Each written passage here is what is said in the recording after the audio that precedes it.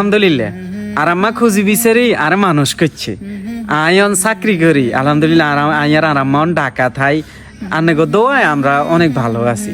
মহুলা আবার শুদ্ধ ভাষা কয় দেখছি নি ভাবি কদিন আগে জ্ঞান মা খুঁজতে খুঁজতে হরান যাইতো।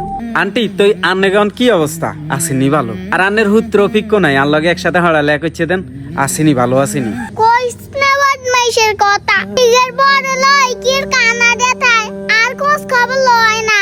আরে কি কোন আন্টি, আল্লাহ বুঝার তৌফিক দান করো। ওই আন্টি আনের হলো ওই তারেক আঙ্গুল লগে একসাথে ছিল, হিগের কি অবস্থা? এটা তো শিক্ষিত চাকরি একান করে ঢাকা মার খবর কি আর রায়নি।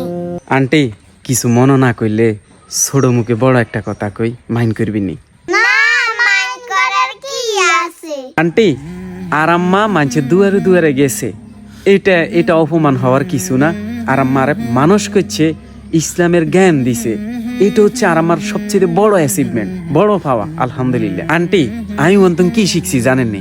কিভাবে মা বাবার সেবা করতে হয়, কিভাবে বড় একজন আদর্শমান ছেলে হইতে হয়, আমি এগুলো শিখছি।